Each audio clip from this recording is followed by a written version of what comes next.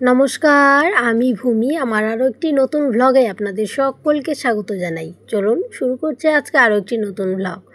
তো আজকে সকাল সকাল রান্না করেছি আর খাওয়া দাওয়া হয়ে গেছে, যে যার মতো চলেও গেছে। এদিকে আমি ভাবছি যে আজকে আমি রান্নাঘরটা একদম পরিষ্কার করব। সেজন্য কাজেও লেগে পড়েছি। প্রথমে আমি ঘরটা ভালো মতন ঝাড় দিয়ে নিচ্ছি, তার আগে আমি বেঞ্চটা তুলে রাখলাম, কেননা আমি যদি ওই দিকটা লেপতে যাই পরে ওই বেঞ্চটা আমাকে ওখান থেকে সরাতে হবে। সেজন্য বাইরে নিয়ে গেলাম না, বড় বেঞ্চের উপরে ছোট বেঞ্চটা রেখে দিলাম। এরপর আর কি ভালো মতন ঘরটা ঝাড় দিয়ে নিলাম। আজকে হলো শুক্রবার আর এখন বাজে হলো সকাল 9:30। সকাল সকাল লেপতে শুরু করেছি, একটাই কারণ, এখন বৃষ্টি নেই, যেহেতু আকাশ মেঘলা রয়েছে, যে কোনো মুহূর্তে বৃষ্টি চলে আসতে পারে। সেই জন্য বৃষ্টি যখন নেই আগে ঘর লেপে রাখি। আর এমনিতেও যদি গরমের দিন থাকে, গ্রীষ্মকাল, তখন ওই যে রোদ উঠবে খুব, সেই ভয়ে আগে লেপে রাখতাম। আর এখন বৃষ্টির ভয়ে, যাই হোক, পরে যদি লেপতে লেপতে বৃষ্টি চলে আসে তখন সেটা দেখা যাবে। তাকে তো আর আটকে রাখা সম্ভব নয়। কাদা জল গুলিয়ে নিয়ে এসেছি, কাদা জল নয়, মানে এঁটেল মাটি গুলিয়ে বালতিতে করে নিয়ে এসেছি। সেটা তো উনুনে যেহেতু রান্না করি, উনান ভেঙে যায় মাঝে মাঝে, তো সেই উনানে দিতে হয়। আর মাটি ছাড়া তো কখনোই এই কাঁচা ঘর লেপা সম্ভব নয়। এদিকে এই দেখুন, এই মাটির ওয়াল, মানে ওয়াল বা দেয়াল যেটাই হোক না কেন, এখানে জল দেওয়া মাত্রই জলটা কেমন টেনে নিচ্ছে। যেহেতু এঁটেল মাটি না, সেই জন্য একটু জলটা বেশি টানছে আর কি।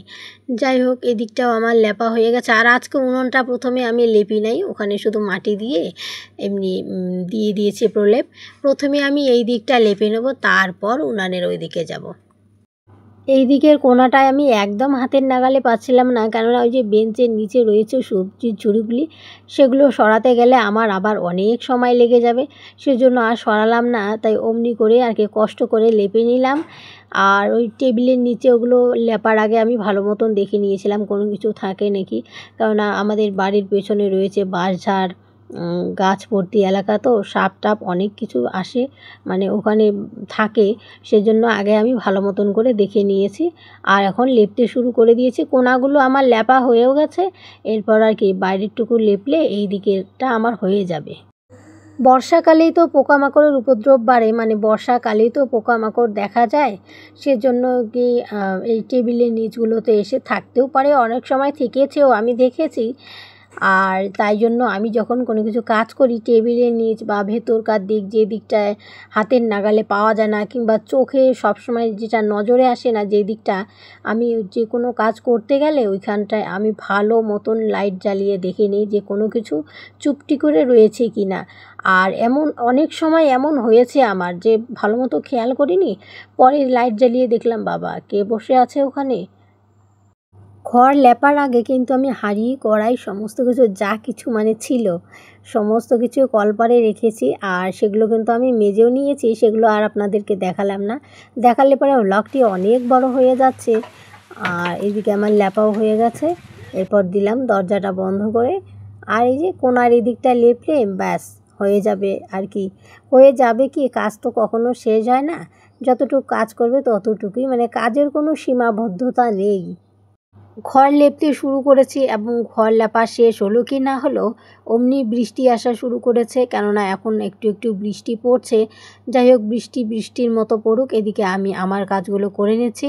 বৃষ্টির আশায় বসে থাকলে তো একদম চলবে না।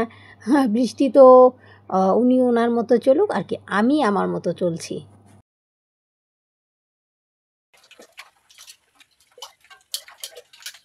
এরপর সোজা চলে এসেছি কলপাড়ে, এসে প্রথমে গুড়ের কৌটোটা ধুয়ে নিচ্ছি। আর এই কৌটোটা হলো ওই যে একদিন কুলের আচার, মানে বড়ইয়ের আচার যে করেছিলাম, দেখিয়েছিলাম যে গুড়টা একদম গলে গেছে, হ্যাঁ সেই কৌটোটাই এখন নিয়ে এসেছি। আর এই কৌটোটা যে ধুয়ে দেবো, অনেক দিন ধরে যখন চোখে দেখি, মানে চোখের সামনে যখন থাকে, যে দেখি যে না এই কৌটোটা আজকে আমি ধুয়ে দেবো, এরকম করতে করতে অনেক দিন পেরিয়ে গেছে, ধোয়া আর কিছুতেই হচ্ছে না। মানে যখন চোখের সামনে পড়ে তখন মনে হয়, আর যখন চোখের থেকে মানে দূরে সরে যায় তখন আর সেটা একদম ধোয়ার কথা মনেই পড়ে না। তাই আজকে যখন ঘর পরিষ্কার করতে চোখে পড়েছে, তখনই সাথে সাথে হাতে নিয়ে নিয়েছি। তখনই ভাবছি যে না, এই কৌটোটা যদি আজকে আমি রেখে দেই, আর কোনো দিনও এই কাজটা করা সম্ভব বুঝি হবে না, সেজন্য তখনই হাতে হাতে নিয়ে চলে এসেছি কলপাড়ে। এসে প্রথমে একটুখানি ভিজিয়ে রেখেছিলাম যাতে আমার পরে ধুয়ে নিতে সুবিধে হয়। কৌটোটা মেজে নিলাম ভালো মতন করে, আর সাথে করে যে বালতিটি দিয়ে আমি খড় লিপেছিলাম ভালো মতন মেজে সেটাও ধুয়ে নিচ্ছি। আর এরপরে কিন্তু আমি ঘর দোর সমস্ত কিছু ঝাড় দিয়েছিলাম, যেহেতু বিকেল হয়ে গেছে, মানে অনেকটাই বেলা হয়ে গেছে আজকে, এমনিতেও ভিজে গেছি, সেজন্য আর সেই মানে বাড়িঘর ঝাড় দেওয়া দেখালাম না আজকে। আর বেলাও হয়ে গেছে অনেকটা, জানেন এই 4টে প্রায় হয়ে গেছে, এই 6-7 মিনিট বাকি আছে 4টে বাজতে।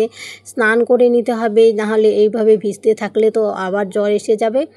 এই যে বিকেলবেলা আমি একটুখানি দাঁত ব্রাশ করি, সেজন্য দাঁত ব্রাশ করতে করতে যাব এখন ডিপ কলের জল নিয়ে আসতে। আমাদের যেহেতু কলের জল একদম ভালো নয়, সেজন্য বাইরে মানে রাস্তার থেকে কলের জল নিয়ে এসে এই বালতিটাতে রেখে দিই জামা কাপড় ধোয়ার জন্য। আর এদিকে মা চলে এসেছে, আমি স্নান করে নিচ্ছি, ততক্ষণে মা ভাত বেড়েছে আমাদের জন্য, মানে আমার 3 জনের জন্য। তা মার ভাই আগে খেতে বসেছে, এরপর আমিও গিয়ে খেতে বসলাম। এরপর এক্কেবারে চলে আসবো সন্ধেবেলার দিকে। আর এই যে দেখুন কত জামা কাপড় চেয়ারে করে ভর্তি হয়ে আছে, কেননা ওই যে গত কয়েকদিন ধরেই তো আবহাওয়া খুব খারাপ চলছে, মানে বৃষ্টি বৃষ্টি, সেজন্য কিছুতেই জামা কাপড়গুলো শুকাচ্ছে না ঠিক মতো। অনেক দিন মানে কয়েকদিন ধরেই একটা জামা শুকাতে যেন সময় লেগে যাচ্ছে, সেজন্য এখন শুকিয়ে গেছে, এগুলো একটু ভাঁজ করে রেখে দিচ্ছি।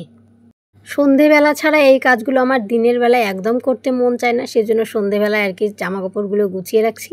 আর এদিকে দেখুন কি পেয়ে গেছে, একটা হাতা পেয়ে গেছে, মানে পাফ হাতা, ব্লাউজের হাতা। এটা ধুতি দিয়ে বানিয়েছিলাম, মানে প্র্যাকটিস করছিলাম আর কি বাড়িতে। যাই হোক একদম আমার ফিটিংস হয়ে গেছে, এটা হলো অনেক দিন হয়ে গেছে, মানে এই গত বছর বুঝি বানিয়েছিলাম, আজকে দেখি চেয়ারের নিচে পড়ে আছে, পেয়ে গেলাম আর কি। অনেকক্ষণ ধরে গল্প করছি, তাই আর বেশি দেরি করছি না, আজকের ভ্লগটি এখানেই শেষ করছি। ফিরে আসছি আরও একটি নতুন ভ্লগ নিয়ে। ততক্ষণ আপনারা সকলে ভালো থাকুন, সুস্থ থাকুন এবং সাবধানে থাকুন।